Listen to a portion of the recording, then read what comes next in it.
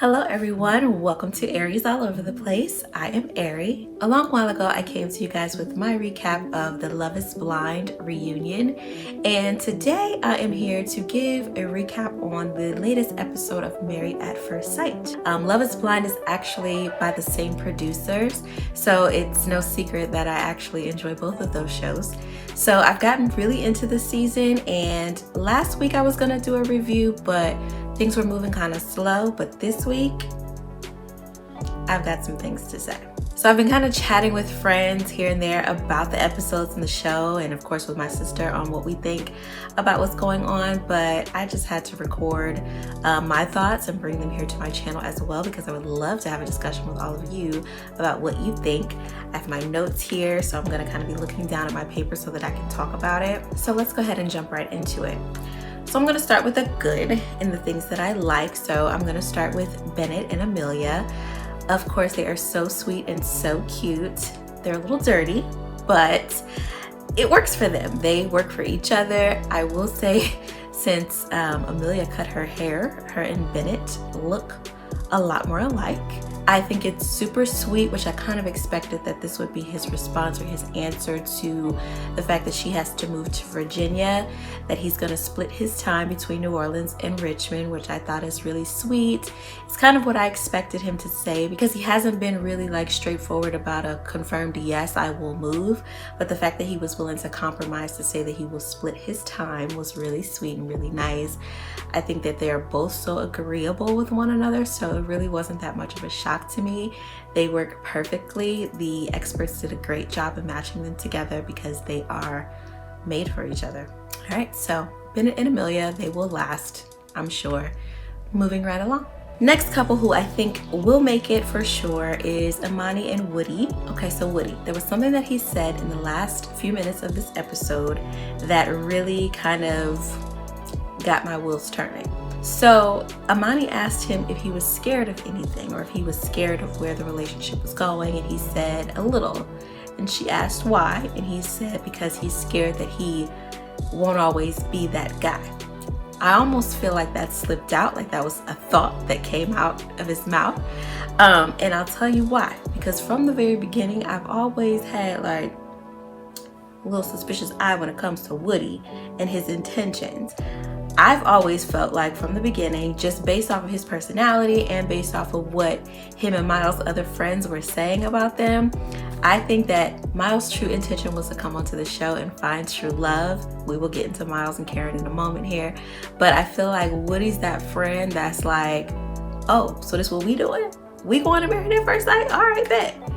And he just so happened to end up being the one who is in marital bliss. I almost feel like Woody knows what he has to do for the cameras to look like the perfect husband. Which, I'm gonna say this and I'll probably say it again when I get to some other couples. Everybody who is on the show right now, this is the 11th season. I'm sure that they've watched other seasons of Married at First Sight.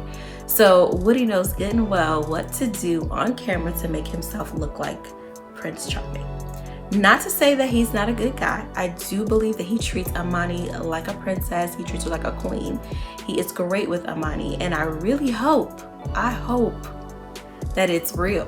But just from the beginning and just what all their friends were saying about him not being ready and all that stuff, like I just kind of, something about it makes me feel like he knows what to do. He knows how to look good. I kind of got away from that thought, but then on the last episode when he walked into that jewelry store and bought them diamond earrings, I was like, all right, you might be putting on just a little bit. Not to say, again, that's a great gesture, sweet gesture, but something about it just seems unauthentic to me. Another thing with finances, it would be really interesting to see how he handles money once they are out of the care of production and everything like that, seeing as though he lives with his grandmother. He spends so much money on clothes and what he wants to spend on date night, and like Amani said, like we don't have to spend $150 on a date. Like there's things that we could do that are much less expensive that will mean just as much. So those are the only concerns that I have with Woody and Amani, but other than that, I think that they are a great match. I think Amani is so beautiful, and I think that she kind of balances him out a little bit, which is really great. And I think that they're really cute, and I really hope that things go well for them. I really hope that they stick through this whole process and that they are still together, because they do complement each other with their comedic ways. Just like she was explaining to Dr. Pepper how they love to dance, they love to tell each other jokes, like they just they mesh well. So I really hope that things work out with them for sure. Moving on. Okay, so next let's talk about Brett and Olivia. So with Brett, I totally get what Olivia was saying in the last episode, how she was talking about how he just kind of like is so sarcastic and, you know, kind of mean a little bit when the cameras are around, but he's such a sweetheart when they're not. I get what she's saying with that, because he is a jerk on camera, and he's very sharp with the way he like cuts you back. Like it's almost like he's always on defense, like I'm gonna cut you deeper before you cut me. Like that's his whole attitude. So I get Olivia's frustration with that. I also get Brett's frustration with her, in that she wants things to be her way and she wants him to agree for things to be her way. I do see how he sees her as being a little irresponsible, just because she wants to live a free life, and he's always bringing up the fact that he's a homeowner and she's a renter and all that stuff. So when this whole coronavirus situation hit them all, when it comes to being responsible, I could sense that that was gonna go straight downhill with the two of them, because he already sees her as irresponsible. I understand her saying, you know, I work at the hospital. When I come home, that's my release. I don't want to talk about COVID. I don't want to see COVID when I come home. But on the flip side, I can totally understand why he would be concerned, as anyone should be concerned, because we're in a pandemic and it's highly contagious. So I get it. He was saying that he expressed to her that he didn't think that it was safe for her to be traveling right now in the midst of it all. He mentioned that he had a coworker who contracted COVID. So of course it's probably, you know, messing with him, like as far as he knows somebody close to him who actually contracted COVID. So he's on high alert with everything. She mentioned how she's always at the hospital dealing with patients with COVID, but you know, to me, this was just something that I observed, her coming home in her scrubs. She wasn't taking off her clothes. She's just sitting on the furniture. She just hanging out like as if she hasn't been around germs all day. I get it. I understand. Now here's where he was really being an ass. So you decide that you're gonna leave, which, okay, you wanna leave, that's fine, but you take everything with you. You take food out the cabinets and everything. You just leave it there alone, wiped out, wiped clean, and you don't communicate with her that you're leaving? That's just a jerk move. Then he isn't even apologetic when she calls. She's like, you just left without telling me you were leaving. You left and took all the food out of the pantry. You left your coffee pot. And he's like, oh, I forgot my coffee pot. Like, just being a jerk on purpose. Like, it's like, I'm just going to be mean and be rude to you because that's my defense mechanism when I know that I'm wrong. And then he gets online with Pastor Cal and tells a complete lie about why he left. Like, why didn't you communicate that to Olivia as far as why you were leaving? That's not why you told her, and that's not why you told us, the audience, your reason for leaving. You tell him that you left because of the cats and that your cat was getting scratched up. That's not the truth. So he has not been upfront and honest about his feelings at all. He doesn't communicate well at all. Communication is key in any relationship. Everyone knows that. He's just not good at that. Mind you, I get where he's coming from with some of the things with Olivia. When she said that she suggested that they turn off the news, I knew that that was going to strike a chord with him because he thinks she's irresponsible. Also, when they were sitting there watching the movie and she was on her phone the whole time, that would irritate me. So I get it, I understand, but he's not a very good communicator when it comes to any of that. And what really killed me was when they came together to talk about it. And she's like, well, do you think that there's any way that we could try to work a little harder and be a little better at this? And he says, nah, no thanks. And then looks at his watch and gets up and walks away. Child, just mean. That was just mean. Like, Brett, you wrong for that. But anyway, that's my take on Brett and Olivia. Moving right along. All right, so next I want to talk about Henry and Christina.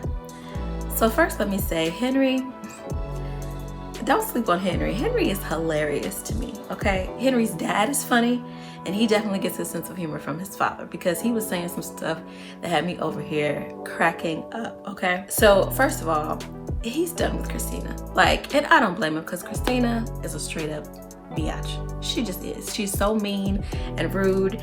And I was shocked when he was telling Pastor Cal, you know, that there's been some inconsistencies in some of the things that she says, and he doesn't know if she's being truthful about stuff.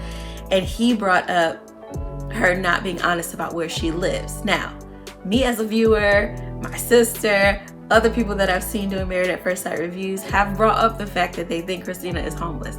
But I thought that was just an observation that we, the viewers, were making just based off of little clues that we put together. So I was totally shocked, seeing as though they've never brought up Henry talking about it or questioning it before, up until now, that he even brought that up to Pastor Cal. And the way he expressed it, like, yeah, you know, she said, you know, she was living here or whatever, and then this opportunity came up. So it's like almost like she's just here because she needs somewhere to live because she's homeless.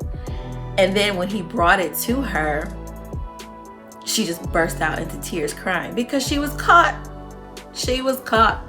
And she was caught off guard just like the rest of us and did not expect him to come at her. He was like, let's just rip off the band-aid. You've been lying. And he doesn't want to be mean and just flat out say, this ain't gonna work. I don't want to do this anymore. So he just kind of, I don't know, but I don't blame him for wanting to be wrong. I totally was getting Christina's frustration with him as far as communication too in the beginning, but she's just mean. Some of the things she says, like last week when she was like, oh, this was before we knew each other, better days. Like, who says that? Who says something like that? And then she forgot his birthday. Come on, like, she ain't even trying. She's there because she need a roof over her head, and that's it. And then for her to leave, talking about she's going for a walk and then not coming back until like the next morning, like, she's just trash to me. And then she leaves and doesn't come back, and then tries to throw in this whole, oh, a reliable source told me that you're sleeping with a man. Stop it. She has no proof of it. We'll see on the next episode if she brings any evidence of anything that she's seen or heard of, but I doubt that she will have anything because she's just making stuff up because she doesn't want to be the bad guy. She doesn't want to be dead wrong, and she's dead wrong. She's mean to production. She is the Brandon of this season. If you watched last season, you know how Brandon was just a jerk to production. That's what Christina is this season. She is the Brandon. But anyways, I don't think they're gonna work out at all. So that's just that. So moving right along. Last and certainly not least, we are on Karen and Miles. Now look, I've been saying from like the first episode, Karen boo, you don't deserve to be here. Like, I will say again, everyone who is on this show has watched Married at First Sight at some point in their life. This is the 11th season. You knew what you were coming to. Yes? Yes. So the excuses that she makes, I don't want to talk about sex because my parents are watching. Girl, what? I felt unsafe because he wrote on the board, which I thought was a joke. He wrote on the board when we're gonna have sex. You felt unsafe? See, that type of verbiage is what gets people into a lot of trouble unnecessarily, and I really don't appreciate her doing that at all. Like, it was reckless, it was dangerous. I don't like that. It's not cool. And overall, Miles is a really, really good guy. He is. There's not been one thing that he has done on all of these episodes that has made me be like, no, I don't know about Miles. Yes, he's young, okay, but to me, he's very mature for his age. Secondly, he likes to joke around. He likes to play. Who doesn't like to laugh and have a good time? Karen. But I was so happy that on this episode, not only did Miles finally speak up for himself and say, you know what, no, you ain't giving me enough. But Dr. Pepper got her all the way together, and I was here for it. Yes, Dr. Pepper. Let her know, you selfish, boo. We've been watching you. You think we ain't watching? We watching just like everybody else. We see the way you talk to him. We see the way you demasculate him all the time and make him feel like less of a man. We see that. We see it all. It's all about you and your needs and what you need and how you need to feel. And then she tries to spin it and be like, but I don't want you to ever feel like you can't tell me. It's almost like she's trying to bait him Like, you ain't arguing with me enough. You ain't giving me enough reasons to not want to be here with you right now. So don't hesitate to go off on me if you need to, if you're not feeling me, but don't ever feel like, you can't come talk to me. But then she's so cold. Like, when they were showing their little home recordings of them quarantined together, and he would like reach over on the couch and like try to touch her, try to lay on her and stuff, she was just blatantly ignoring him. Like, he was doing everything, drawing her a bath, cooking her dinner, making her lunch to take to work, doing everything for her. And she's just cold.